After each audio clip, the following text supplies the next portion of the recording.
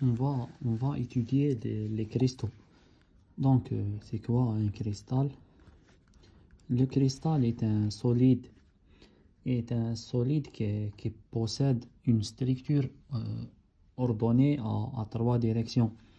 Donc, le cristal est un solide. C'est un solide possède une structure ordonnée à trois directions.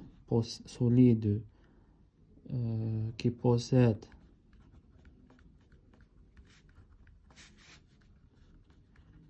une structure interne ordonnée à trois directions.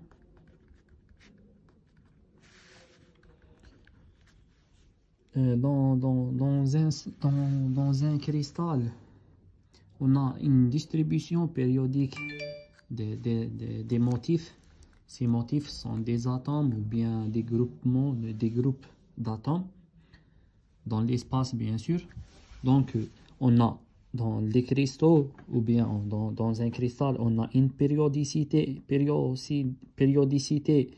des motifs. Le motif, il peut être un atome ou bien un groupe d'atomes. On va classer ces cristaux dans notre étude. Et pour classer les cristaux, on va étudier leur symétrie. Donc, on va s'intéresser à l'étude de symétrie. Donc, on a l'existence des éléments de symétrie.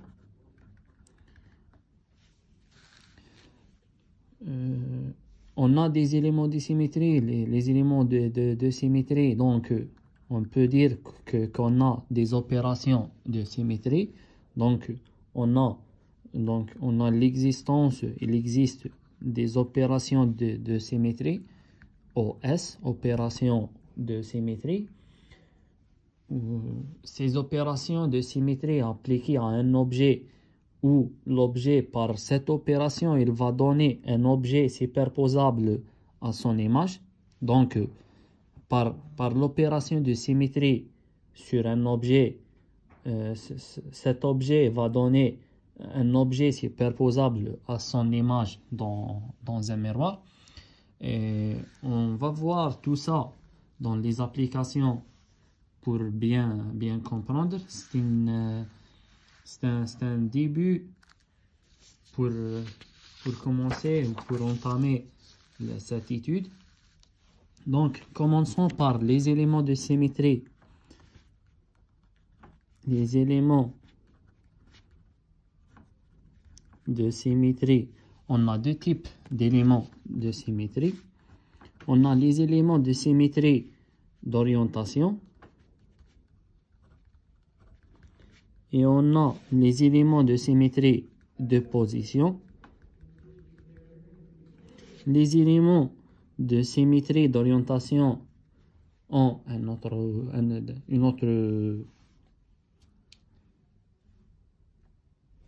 ou bien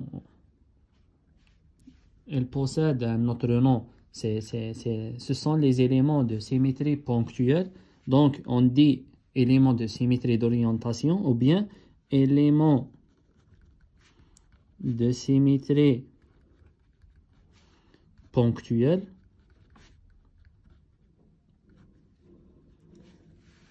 Donc, ces éléments sont, ou bien cette étude, elle est à l'échelle macroscopique. Donc, dans l'étude des éléments de symétrie d'orientation, on est à l'échelle macroscopique.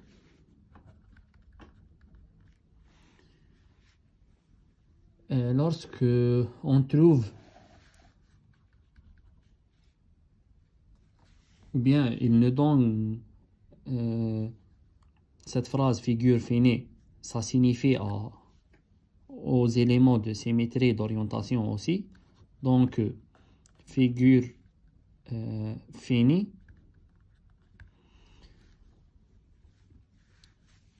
Si je trouve élément de symétrie d'orientation ou bien élément de symétrie ponctuelle ou bien il ne précise qu'on est à l'échelle macroscopique ou bien il ne donne dans le début d'un exercice que on a exemple cette figure finie. Donc toutes ces expressions, sa signification elle est la même. Et pour les éléments de symétrie de position, et ces sont des éléments, c'est une étude à l'échelle macroscopique. Et dans ce cas, on est à l'échelle microscopique. Dans ce cas, on a des figures finies. Pour les éléments de position, on a des figures infinies.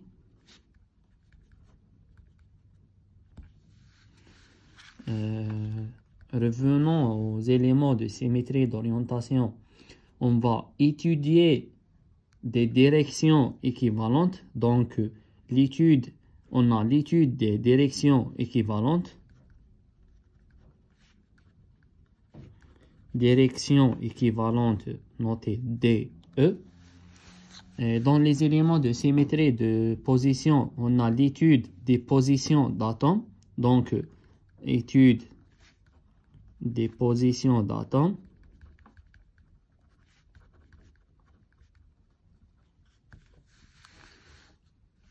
On a plusieurs éléments de symétrie. Maintenant, on va entamer les éléments de symétrie et d'orientation. On a plusieurs éléments de symétrie. On va commencer par les éléments de symétrie binaire. Éléments de symétrie binaire.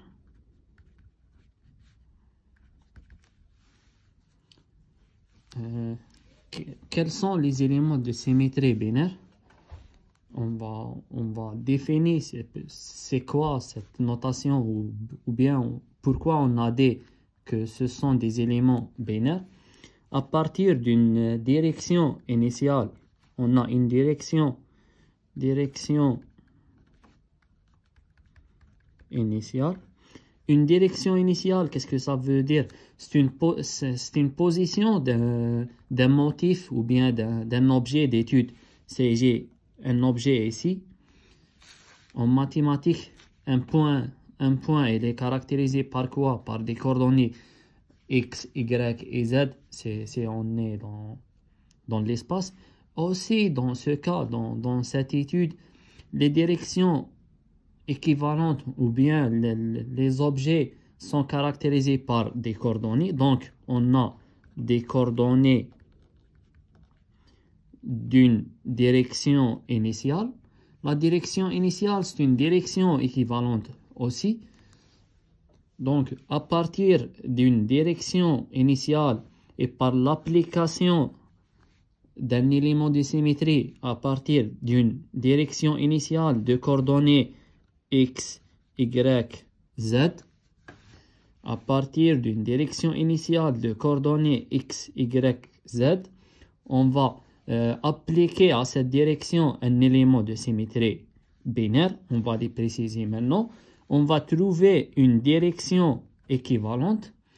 Une direction équivalente, donc c'est l'image de cette direction par l'application de cet élément de symétrie. Et si on applique l'élément de symétrie une autre fois, on va tomber sur la direction initiale. Donc on va revenir ici. Donc on arrête. Un élément de symétrie est dit binaire lorsque on n'a que deux directions équivalentes, la direction initiale et la direction initiale et une autre. Donc un élément de symétrie binaire où c'est les éléments qui ne donnent que deux directions équivalentes. Donc on a l'existence de deux directions équivalentes. quels sont ces éléments de symétrie? Les éléments de symétrie binaire sont l'axe, ou bien je vais commencer par le plus simple. C'est le centre d'inversion. Le centre d'inversion. Un centre d'inversion, elle est noté 1 bar.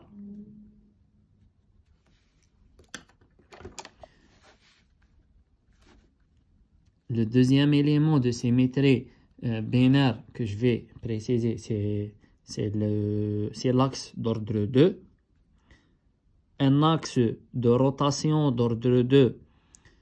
Un axe de rotation d'ordre 2. C'est un axe qui nous donne une opération de symétrie, ou bien c'est un axe qui nous donne une opération de rotation autour de cet axe. On dit que l'axe d'ordre 2 engendre l'axe propre, c'est un axe propre. L'axe propre d'ordre 2 engendre deux directions équivalentes. L'axe propre d'ordre 2 engendre deux directions équivalentes. Cet axe, elle est orientée selon une direction et elle a une orientation bien précisée. L'axe, elle est orientée selon une seule direction. Donc, elle a une orientation. Le troisième élément de symétrie binaire, c'est l'axe impropre 2 bar.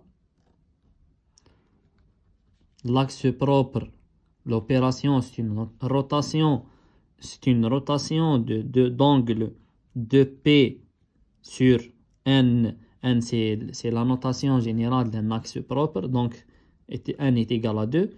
Donc, l'angle de rotation, c'est 360 sur 2, c'est 180 degrés. C'est une rotation de 180 degrés. L'axe impropre, c'est une rotation suivie par une inversion. Donc, une rotation de 180 degrés suivie par une inversion.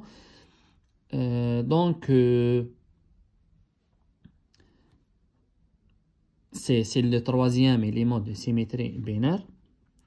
Le dernier élément de symétrie binaire, c'est le miroir, noté M.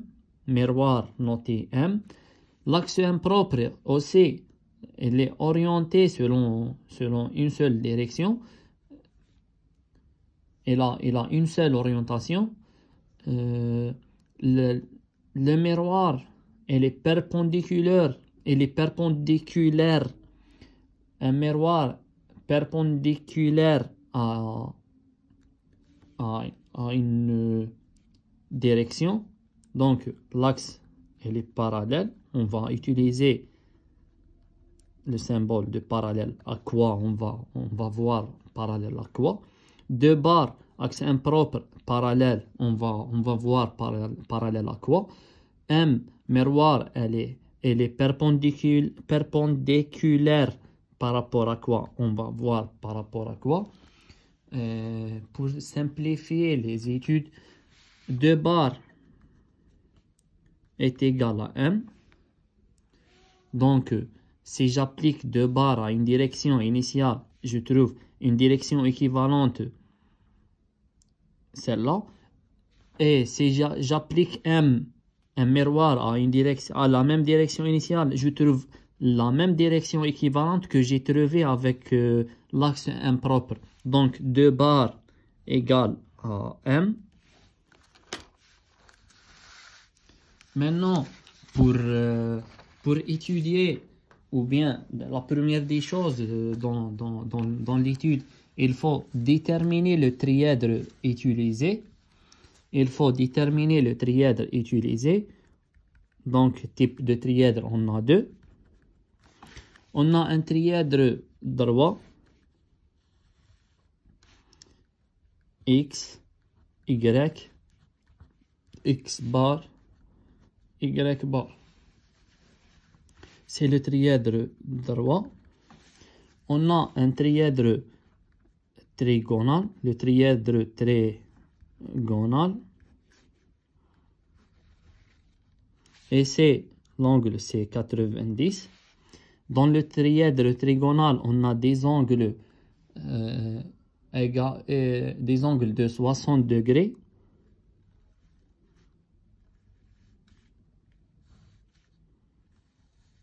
Donc, on a 60 degrés partout. Et c'est x, y, puis y moins x. X bar, y bar. Il faut respecter cette orientation. Y moins x, donc c'est y moins x, le 2 bar, c'est identique avec x moins y.